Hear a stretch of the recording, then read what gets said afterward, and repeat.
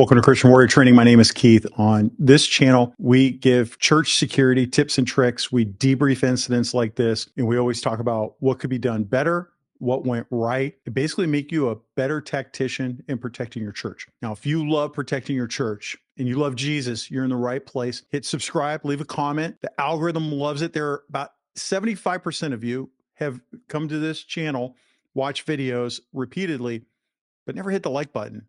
You got to hit that like button and subscribe to us so that way the algorithm will share this to other people that are like-minded and it gets to more Christian people that want to protect their church. All right. First off, this, you can see by the intro, this is a dynamic situation involving somebody with a knife that jumps on stage and is about to attack the pastor. Now, I want to thank the church that brought this to me. If you head over to christianwarriortraining.com, I did a full debrief on this incident where you can watch the video, read the full debrief. And I just want to say thank you to them. I think it's super important that we all have thick skin and we look at incidents that have happened and talk about what we can do better. Now, apparently this isn't normal in the civilian world. In the police world, an officer could be killed. There could be any kind of a critical incident, and we will all debrief it to talk about the things that went wrong so that we can make ourselves better. Let me tell you, for sure, I've been involved in a lot of critical incidents. They never go perfect. There are always mistakes made, always. We will look at those mistakes and make ourselves better. So I want to thank the team that was involved in this. I want you to all realize that they came forward with this information and the church gave me permission to post this. This hasn't been seen on the internet yet. Now, this has been shared to other people for training, but nobody has seen this widely like we're going to see it right now. So I'm going to show the entire video. I'm going to show a couple of videos of different angles.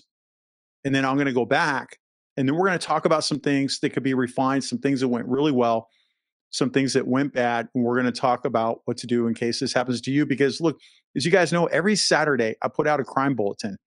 And in that crime bulletin, there's almost always every week a shooting or a stabbing at a church. So the chances of this happening at your church are slim, but it's not zero. And if it's not zero, you should be ready. All right. The first video I'm going to show you is from the service, filmed from the church. It is grainy. It's not great quality. That's okay. You'll still see what you need to see. We're going to watch that one first, and then we're going to come back here. It's flesh and seeking more of who God is.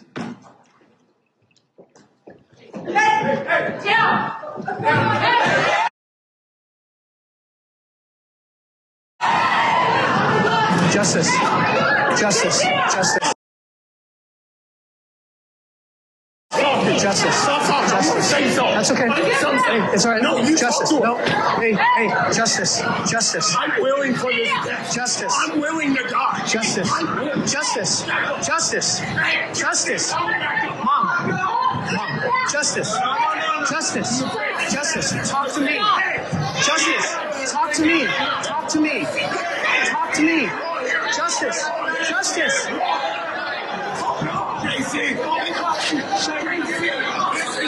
Justice, justice, justice, justice, justice, justice, buddy. No, we are Buddy. don't lie to me, man. You guys have lied to me too much. You guys have lied to me too much. Don't you dare lie to me, man. Don't you dare lie to me. Don't you dare get these people out of here. Justice, justice. We're here for you, buddy. Deal with them. Hey, I want room. I want room. We've got enough people here. I want room, please. Yep. Gary, I want you to back up, please, so these guys have a clear shot. Sure. You're not going to hurt anybody. Drop the knife. Get rid of the knife, Justice. Yeah, just drop the knife, man. You're not going to hurt anybody, right? You feel it? Burning is got Hey, good. Hey, back up. It's okay. These guys have got it covered. They've got it covered. Where you from? Where you from? Where you from? Let's go now. Let's go. Hey, keep it up. Justice, we got to put the knife down, though, buddy. No, I'm not. I'm going to let you. It's either you kill me or we go in the office. I'm not touching him, though. I'm not touching him. I keep my word. There you go. Where's the police? There you go. It's okay. No, I don't know you. I don't know you. It's not Now stay close. Can we at least get from you? I know you. I don't know if there's police here, but it's the end of my life today. Okay? Can we at least the end of my life today? It's the end of my life today. Dave, here at the back tables. It's okay. You too. Just you too. That's fine. We talked before. That's fine. They're going to be here. They're going to be here. They're going to be here no matter what. That's what happens when you bring that in, and we're willing to talk. We're willing to talk. We're willing to talk, buddy. Pretty intense, right? I got more footage. We're going to show a more clear video now. We're going to unpack this, so stick with me. We're going to watch these videos through, and then we're going to go back, watch them again, and we're going to break things down. You saw a couple of people with guns. That suspect has a knife. He has some key danger language. We're going to talk about the language, what it means. And we're going to talk about the defensive tactics you could use to stop an incident like this and the things that you should be doing. I'm going to talk directly to the pastors and the security teams about what you need to do. Let's watch the next video. It's a little bit more clear.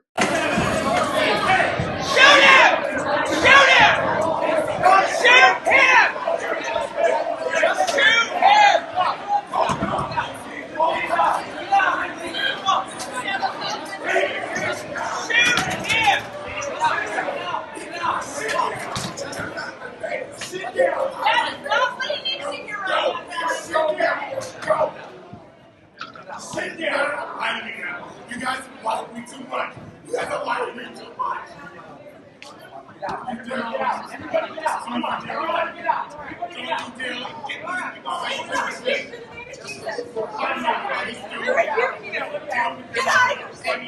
Okay, you heard some people right off the bat. Shoot them. Okay, the communication. There's still some stuff they did right. There's some stuff that we definitely don't ever want to see again. Let's watch this next one. And this is going to be a video way farther back, but it shows the evacuation that occurs in the church when this all breaks down. Nothing's going to happen.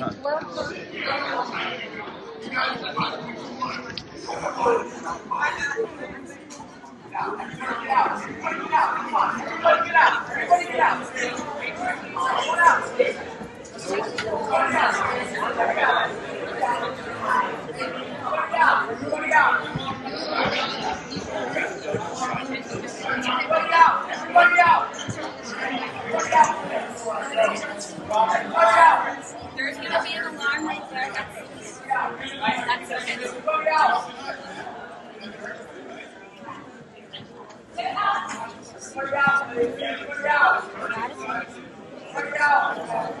Man, oh man. All right. Remember, this church is awesome. The church, everybody has signed off on us showing this so we can all learn from it. So I want to thank them. They did some great things right. And let's start off with the things that went well, evacuating this church. The most important thing here is to evacuate everybody out of the church and to get them out of there. They did a good job getting them out of there, but let's just focus a little bit more on this for a minute. Look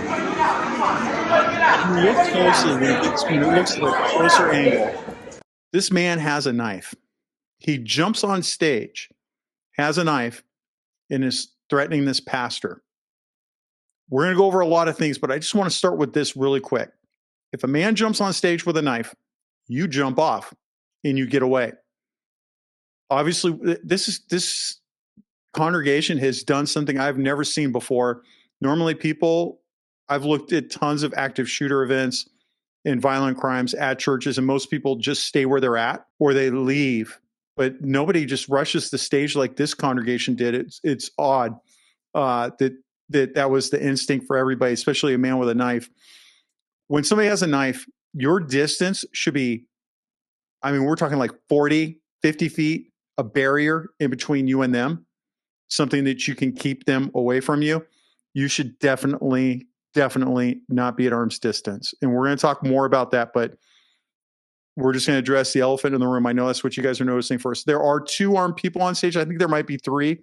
I got to go back and look at their own internal debrief. I think but there was at least 2 people that were armed. There's a gentleman with the gray hair, and then there's a woman off to his left, and they have handguns that are visible pointed at the bad man. And the bad man's name is Justice, which you'll hear repeatedly in the very first video. His flesh and seeking more of who God is.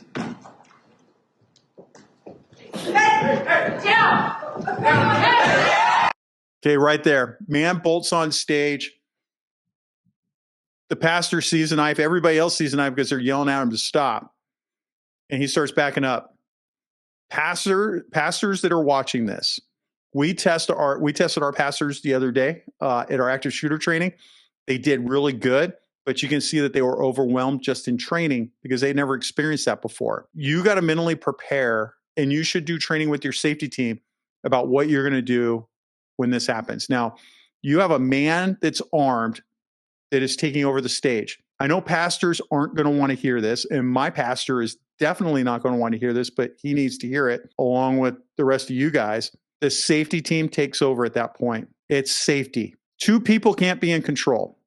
There is 1 person in charge. The pastor, I love you, man, and I'm not talking about my campus pastor. I'm talking about my big one. You got to acquiesce to the safety team because they are trained for that. It is my experience. I've negotiated with a lot of people that are armed. The negotiations are awkward.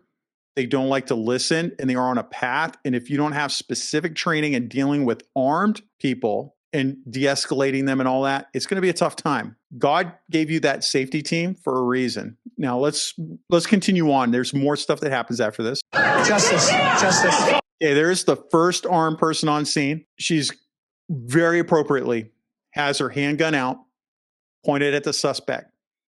100% that is absolutely appropriate.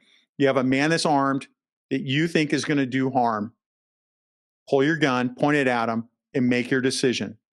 Okay? I know there's a bunch of people out there that are like, don't point your gun at somebody unless you decide to shoot them. Man, I've pointed my gun at a whole bunch of people before. I could have shot a lot of people in my time. There would be a trail of bodies had I decided to do that. But we're ethical people. We're moral people. We follow the Bible. You have to make a determination if you're going to shoot or not. If you're not going to shoot, she's keeping her distance, but keeping her gun on that person. Totally appropriate. I would probably create more distance because he can cover that. He's a very fit young man. He can cover that in a very short amount of time. You can pull that trigger. It is going to take them a long time to bleed out. Even if you hit an artery, they're not going to bleed out fast enough to stop stabbing you. So you're going to have to create significant distance. And if you think, oh, I'm just going to shoot him in the head. I know there's somebody out there watching this video. I'll just shoot him in the head. Man, if you ever try to hit it, like go take a balloon, which blow it up, it's about the size of a human head, and let it blow in the wind and then try to shoot it. And do that after you just got done running. So your blood pressure and your heart rate is really high. Now try to shoot that balloon. I used to do that exercise all the time. I still do it every once in a while. It's very difficult. Distance. Pastor, we've already addressed the pastor. He needs to bounce. He's out. 100%. Justice. That's okay. Hey, it's all right. No, justice. No.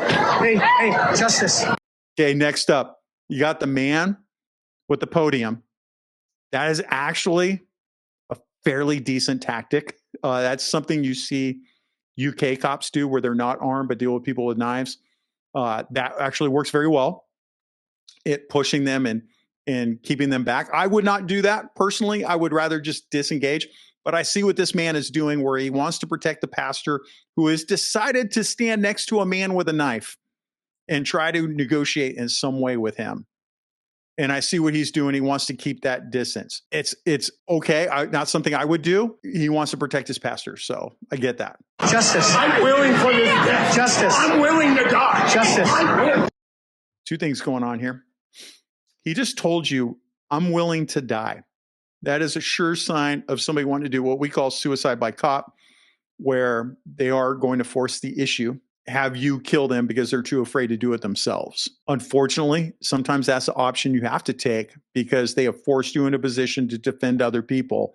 And that is not your fault. That is only one person's fault, and that's that man. Listen to the pastor, though. Let's go back up for a minute. Let's rewind slightly. And he's going to say over and over again the suspect's name, Justice. justice, justice, justice, justice. What that is the pastor is in what's called condition black. And condition black goes back to Cooper's color-coded scale of where people are at. Condition black just means that they are blacked out. They don't see anything. They basically have tunnel vision, and they're having a hard time thinking. And I know that's because fight or flight kicked in for the pastor more than likely. And that repetitive speech I have seen in people that are conditioned black. And it's because the situation is so out of control that they're just having that repetitive speech. And so you need to recognize that as a safety team, and you need to command the pastor, you're out. And I'll give you an example. I had a lady, and I've told you guys a story before. A lady comes in that was fixated on one of our pastors and felt that he was possessed by the devil and was hurting children. When she came in, the pastor started walking up, and I looked at him and gave him the sign of leave. And he goes, no. And he wanted to pray with her. The problem is she thinks he's possessed by the devil and she has mental illness. That you're going to make it worse. Have somebody else come pray, not you. He came over, and then she was about to lose it. And all I was thinking at the time was, we're going to get stabbed by this lady. And so I looked at him and I said, leave now. Get out of here. And he looked at me like, I can't believe you just yelled at me. Yeah, because you're making it worse. Go, leave. And he left. That pastor's no longer with us. But I know he looked at me differently since that day, because I yelled at him and said, get out of here. Because he looked at me as, I am the volunteer, and he is going to run this. How dare I take over? You guys got to have that communication. And that churches don't do that well. Who's in charge? It's got to be the safety team, right? And safety team, you recognize that the pastor's in condition black because he's got the repetitive speech, justice, justice, justice, justice. That means he's in condition black. You got to pull him out. How do you fight condition black for the pastors that are watching this? And if the pastor that involves this incident, if you're watching, how you get out of condition black is you realize that the world has collapsed and you're just looking at this man with a knife and you don't see anything else. Start combat breathing. Breathe in for 4 seconds. Hold for 4 seconds. Let it out for 4 seconds. Will you be able to talk then? No, you're not going to be able to talk, but everybody just needs to shut up for a minute, and you need to regain your posture and then get back in the game after you've fought that tunnel vision. Justice. No. Hey, justice. Justice. I'm willing for this death. Justice. I'm willing to die. Justice. Justice. Justice. Justice. Mom. Justice. Justice. Justice. Talk to me. Justice. Okay. Justice, talk to me. That's because there are so many people talking. And there are so many people there. Look, Justice has two things going on. And I'm not saying this is what happened with Justice. I'm just saying, from my experience in these types of incidents, it's either mental illness or it's drug use. I don't know which one it was with this or if it was any of them.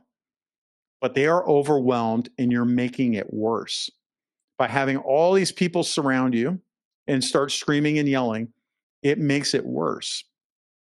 And they cannot concentrate because they might have voices in their head that are talking to them while you're talking to them, while everybody else in the crowd is talking to them. And it makes it very difficult. One person speaks, one person is in charge. So if you have 4 security team members, which they have a couple security team members up there armed with their guns out, one person is in charge. Justice, drop the knife right now. Get on the ground. The other security, they might have another security team member right next to them as cover. The other people are kicking everybody off the stage.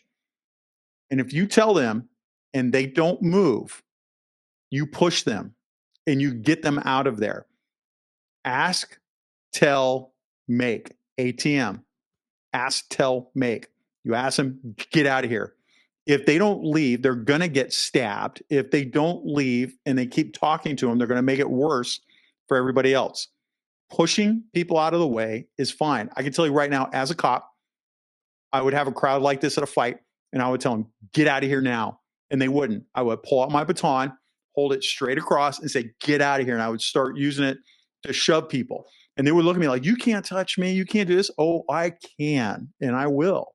And you as a security officer, it's the same thing. You have a deadly force incident that's going down right now, and he could start stabbing people, and you could have a mass stabbing. You have the authority from the church. You are the authority on scene. Tell them to leave right now and get them out of there. Give them a path. Talk to me. Talk to me. Talk to me. Justice. Justice.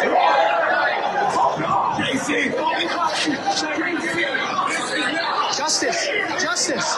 Justice. Justice. Justice. Justice. Justice. Buddy.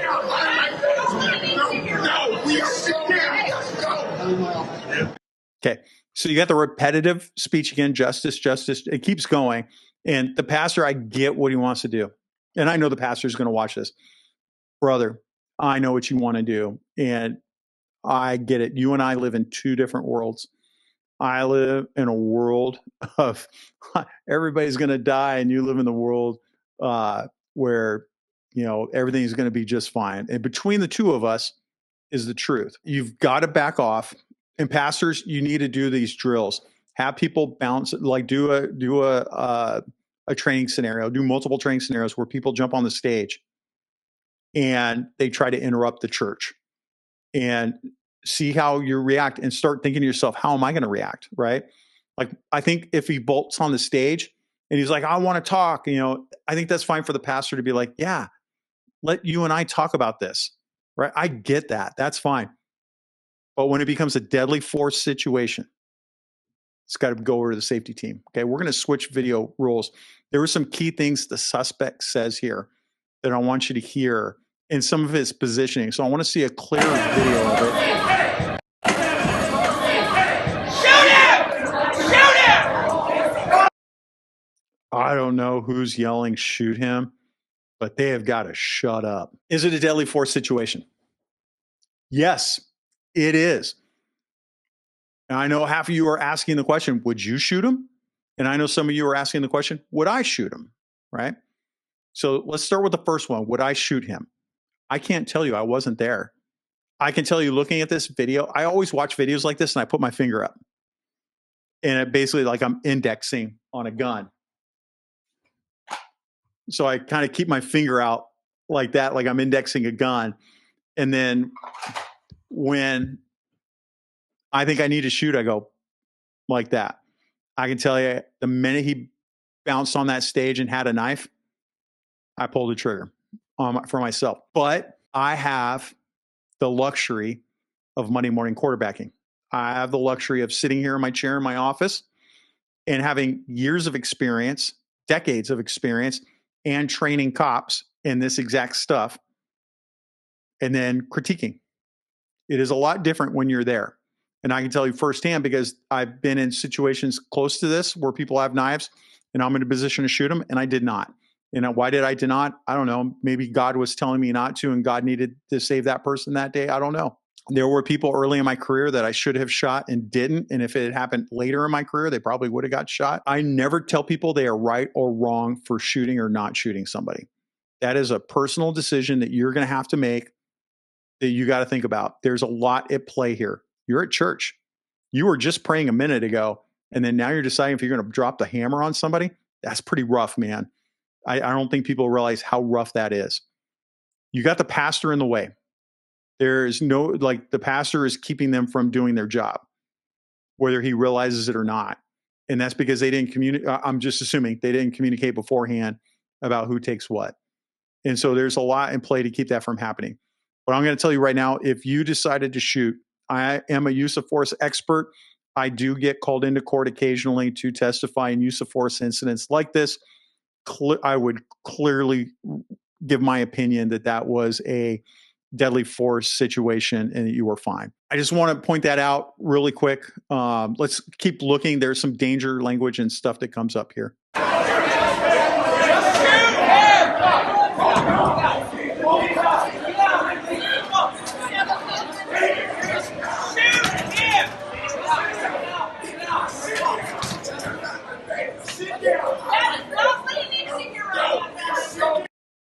Okay, this man in the center right here in the plaid shirt and the gray hair has a firearm and he's pointing it at him. I want to explain some language with the suspect here. The suspect is, we're going to go back to the video in a minute. Don't worry. The suspect is displaying pre-attack indicators. And remember, I've written an article about pre-attack indicators before. Those are the indicators that people give before they attack you. It includes a bladed stance. He goes back and forth a bladed stance. He's armed, pre-attack indicator. Okay, his muscles are all tensed, all of them. You can see it in between. You can see some clenching teeth. These are all indicators that he is about to attack. Mind you, he has a knife. He has said that he doesn't care if he dies. And now he has pre-attack indicators. I want you to remember that for if you decide to pull the trigger. Because let's say time has gone by and all of a sudden you decide to shoot this person. People are going to say, well, why did you decide to do it right now? Because he had been up there and like in the Christian mind, you guys are going to be like, well, he didn't mean it. He did mean it because he's armed, vaulted the stage, said he doesn't care if he dies, and then has a pre-attack indicators. Bladed stance, tensing, gritting teeth. These are all pre-attack indicators that I trained you on before. And so if you decide to shoot him now, this is what at some point you're going to have to justify your actions, okay? And you have to say why you thought that pastor and yourself was in danger because of the pre-attack indicators, vaulting the stage armed, and what he was saying out loud. And you have to be able to just now, in your mind, you haven't slowed down enough to justify why you did what you did. You just know in your mind, I need to do this before somebody dies. But it's not just if he stabs the pastor or if he decides to do a mass stabbing. We have mass stabbings all the time. Okay, let's go back, watch that video again. Sit there. You guys like me too much. You guys don't like me too much. Do you see the bladed stance? Showing his teeth, holding the knife in back. He is about to launch, and he's armed with a knife. Totally okay to shoot right there, okay? I'm not giving you legal advice. I'm just telling you my expert opinion if I was going to defend you. Well, I'm telling you, you guys better be practicing these scenarios and going over that. There are too many people on that stage, and what it comes down to is training. Now, look, most teams only have 4 hours of training a month, and not everybody shows up. There's minimal initial entry training. And so what will resolve this is training. Doing the scenarios I give to my church are ones that I take from what I've seen the previous year. I look at the active shooter incidents the previous year. That's exactly what active shooter is going to look like. I'm going to do this exact scenario with my team at some point. How are you going to handle it?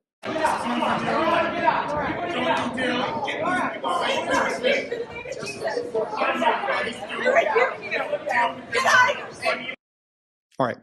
So he is we're going to go back and watch another video because he does give some really dangerous language that I want to cover. I want you to listen to, but he's going to attack. You need to stop it. That's what it comes down to. Where are you from? You're not going to hurt anybody, right?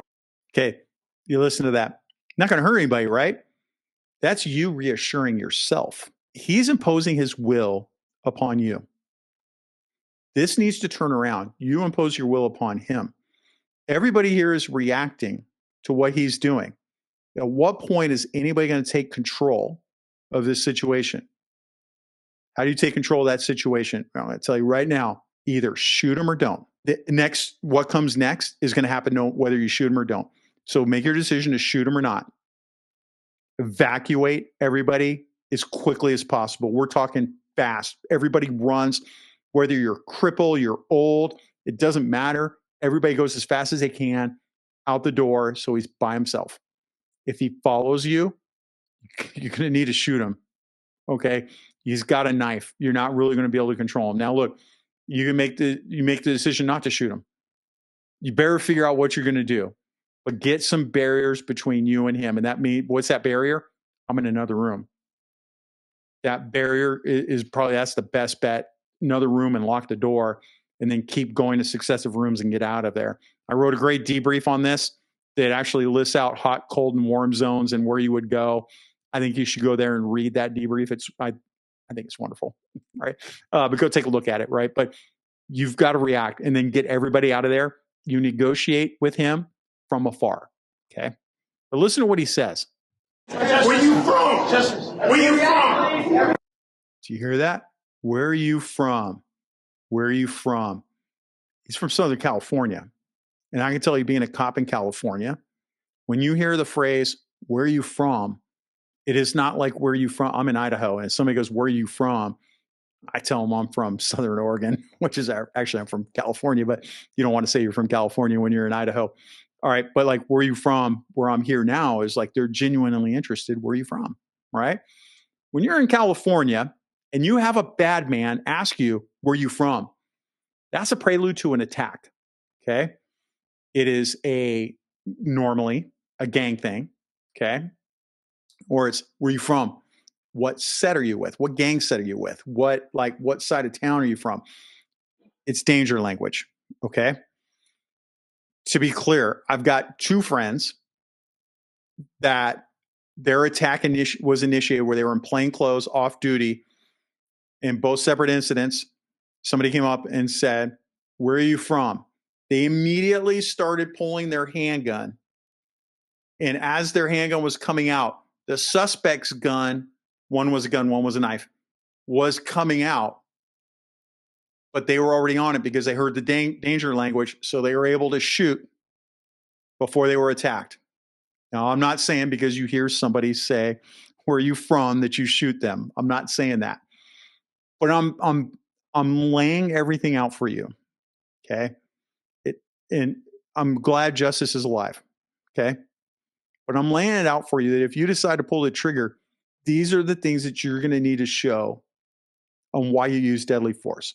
Pre-attack indicators, that danger language. I don't care if I die. Where are you from? And I know you're saying, like, where are you from? Seriously? Go into the comments and go look at every Southern California, Northern California cop is going to back up what I'm saying and saying, like, he's exactly right. Where are you from is where every attack starts. And that's location specific, right? Like we emphasized. Okay. But you're in Southern California. That's a pre-attack indicator for that area. Heads up. Okay. If you're in Minnesota, no, doesn't work like that. Okay. But just so you guys have an idea. All right. So we're going to reiterate kind of the things that you should work on in an incident like this. Number one, you can't have multiple commands to the suspect. One person is in charge. Go back and look at my free training video. Again, guys, look, man, I give you free information at christianwarriortraining.com. Now, I would appreciate it if you did a paid subscription because it helps me with the ministry here to help support church security teams and give them free training. But if you don't do that, that's fine, right? If you can't afford it, I get it. No worries. We'll take care of you, okay? But I have a class on contact and cover. Contact and cover is a concept of contacting somebody from a deadly force situation like this all the way down to just a suspicious person. You have one person that makes the contact, one person that covers. The person that makes the contact gives all the commands, does everything. The cover person just watches. Here, the cover officer would just start getting everybody out of there while the contact person deals with the work that needs to be done. Only one person should be talking. You can't have people crowding the suspect. And sometimes this happens too with cops where you have so many cops on scene. It's like, guys, there's too many of you. Everybody needs to leave. I've had to do that as a sergeant, as a supervisor, come up and go, people need to start clearing. Let's get out of here. And start clearing people out so you only have like two cops on scene. It's human nature to come in and want to help, right? And so it's just something to think about. You don't want to evacuate all the non-essential people from the area. So when you do that, if you go back to christianwarriortraining.com, look at my written debrief on this. I show basically what it would look like with an incident location where you would evacuate people to. There's the hot zone, which is right where it's the room where that suspect is in right there. The warm zone. Remember, they were evacuating people into another room. That would be the warm zone. You want to get everybody to a cold zone, which is even farther away out of the building and away. Okay. In the end, you can hear the sirens coming. That the cavalry's coming. Just let the cops handle it. That is so beyond just us as church security dealing with it, right? The other thing I want you to remember is to maintain distance and avoid any physical contact with any armed suspect, especially people with knives. We're talking 40, 50 feet distant with some kind of a barrier between you and them. I want you to recognize those pre-attack indicators like we saw there with the suspect. I want you to recognize those pre-attack indicators, and I want you to start thinking about how you're going to defend yourself if they decide to attack. I also want you to recognize condition black. Now, again, condition black is a state where a person is so overwhelmed by stress that they can no longer process information effectively. Here, he says the suspect's name over and over and over again with nothing else that follows. He's just got so much coming in, he can't process it all. You have to be able to recognize this and back away and start doing things like combat breathing to help you break that condition black so you can have a more clear mind. You also want to establish clear incident command and negotiation roles. Here, I think the best method is if you have an armed suspect, the safety team automatically takes over. You have to train for that, train for the switch off. And then what the pastor's going to end up doing is actually acting more like crowd control and saying, hey, we have a safety team. They're handling it. Everybody, please go ahead and leave. Go to this direction. We need nobody leave the other thing is don't leave the parking lot because first responders are coming. And if you all are leaving, they can't get into the parking lot. So everybody just go to this general direction over here and wait until the police have resolved it. So that's the other thing is don't evacuate people to their cars and have them leave because then it's going to be a bottleneck and then the law enforcement can't get in. The other thing is the video. Cut the video feed immediately. When he vaulted on stage and had that knife, cut the video feed. Don't stop the video cameras from rolling because we want that for evidence. But many of these people know that it's going out on social media and they want to make that impact and they know it's going to be televised live. Cut the live feed. Keep the cameras rolling. Just don't let it be seen on social media. All right, some strengths with this response. The safety team did a great job and had a solid baseline of preparedness. I don't think many church teams are going to act like a SWAT team is going to go with. Upon recognizing that the escalating situation, the team members quickly position themselves to contain the suspect and protect the congregation. The congregation just really wasn't listening to them. And so you're going to have to be forceful with that, which is Christians, we don't want to be pushing our fellow congregants around. But you're going to have to because they're probably in condition black too, and they're not hearing your command. You know, people aren't going to hear. So sometimes you need that physical touch to touch people and say, hey, I need you to whatever. So maybe you don't need to push them out of the way. You could actually just touch them and say, get out of here. And then that might be enough. But if they still don't listen, then push. They got to go. But they did a great job of putting themselves at risk to protect their congregants. I just would push everybody back and give yourself some more room. I don't want to see you get stabbed. Some of the congregants did a good job by, creating a barrier with available items like that. I don't know if it was a music stand or a podium, but I mean, I wouldn't have put myself at risk like that, but good on them. I think that was a good, quick thinking thing to get in there. And I think it could work if, hopefully everything works out right. God is on our side. So hopefully it'll be all right. And then when law enforcement showed up, they efficiently set up a perimeter and coordinated with the church's safety team. And then they managed to de-escalate the whole thing. And then the suspect got arrested. I think he did some jail time. I'm not positive, but he went to jail over the whole thing, obviously. All in all, I think they did a great job. I am picking apart some things that I think that would make everybody better and what everybody can learn from. Now, for your church, what you're going to do when you leave here, I want you to have just some proactive preparation. So go ahead and look at this and see what would happen at my church if this happened and start putting things in place like safety team takes over when a weapon is involved. Make sure you have some kind of unified response strategy to make sure that all of your ministries are on the same page. The pastor's on the same page with the safety team, and then all the other ministries understand that they're going to have to acquiesce to the safety team while they control this incident. And then you also want to have transparency on the security measures you're going to put in place.